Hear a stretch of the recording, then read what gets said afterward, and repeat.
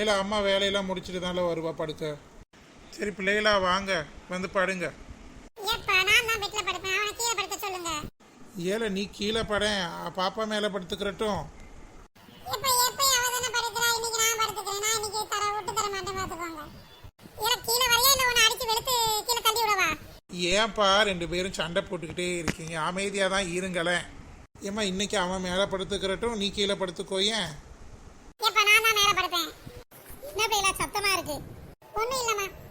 ஒண்ணும் இல்லாமையா சந்தக்கடையில சத்தம் போடுற மாதிரி இங்க சத்தம் போட்டுட்டு இருக்கீங்க? ஏம்மா சும்மா பேசிட்டு இருந்தம்மா, வேற ஒன்றும் இல்லை. அவன் என்ன முன்னாடியே போய் இடத்த பிடிச்சி வச்சுக்கிட்டானா? சரி நிக்கிமா, நம்ம கீழே படுத்துக்கோ. என்னம்மா பெட்ல தான் படுக்கணும். ஏம்மா நிக்கிமா, பெட்ல நான் இறஞ்சலா இருக்கும், நம்ம கீழே ஃப்ரீயா படுத்துக்கலாம். என்னம்மா? சரிம்மா. நீங்க என்ன நின்றுட்டு இருக்கீங்க? மேல அவங்க கூட படுங்க, நானும் நிக்கியும் கீழே படுத்துக்கிறோம். சரிம்மா. இல்லை கொஞ்சம் தள்ளி படேன், அப்பா படுத்துக்கிடுறேன். இதுக்கு மேல நான் எங்கப்பா தள்ளி படுக்க? செவுரு தான் இருக்கு, செவுத்த உடைச்சாதான் நான் தள்ள முடியும். எல்லா பிள்ளைகளுக்கும் வாய் மட்டும்தாம்மா இருக்கு. நம்மளை பேசணும்னா போதும் எல்லாம் வந்துடுவாங்க.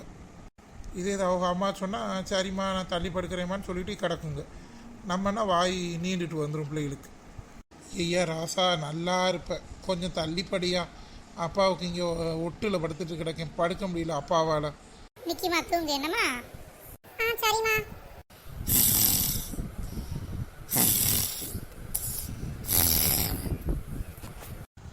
இப்போ தான் படுத்தா, அதுக்குள்ளே எங்கேருந்து தான் கொரட்டை வருமோ தெரியல.